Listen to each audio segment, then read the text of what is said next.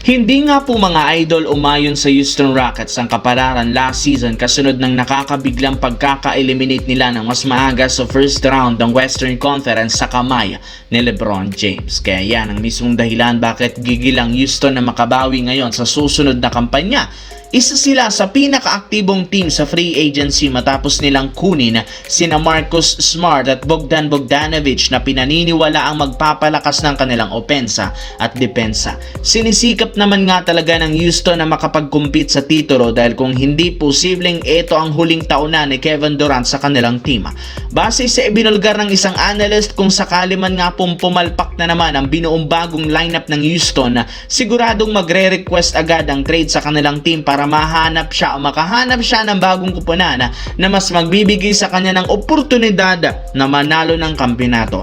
Ganyan ang nangyari kay Durant sa mga dating team nito sa Brooklyn Nets at Phoenix Suns, kaya di rin naman malabong maulit ito sa Houston Rockets. Sa kabilang banda, simula nang sumali si LeBron James sa Philadelphia, biglang tumaas ang hype ng kanilang prangkisa. Ang dating team na iniitsapwera, dinidisrespect ng karamihan na siya na ngayon ang pinag-uusapan araw-araw ng mga fans at analysts. Pumapangalawa na rin naman sila ngayon sa may pinakamalakas ng kupunan sa East kasunod ng defending champ na New York Knicks. Base sa balita, umabot na nga sa 15% ang kanilang championship chances next season. Kaya malinaw may palagang lineup ng Philadelphia lahat sa pinakamalalakas na team.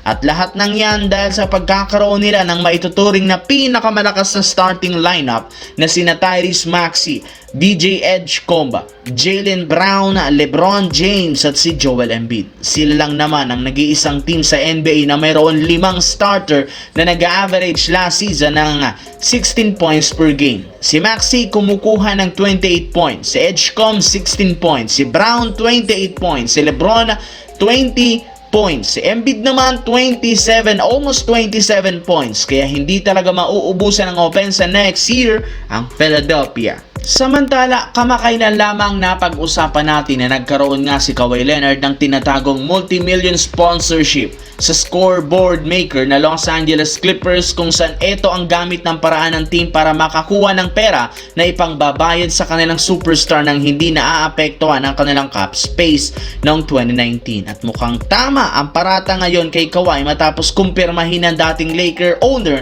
na si Jenny Buss na bago pa sumali si Leonard sa Clippers, sinubukan muna nga nitong makipagnegosasyon sa Lakers. Ayon sa naging pahayag nito, grabe nga ang hiniling sa kanila ni Kawhi Leonard taong 2019. Kabilang dito ang partial ownership stake sa kupunan ng Lakers, isang private jet na available parati, isang bahay at guaranteed endorsement at sponsorship.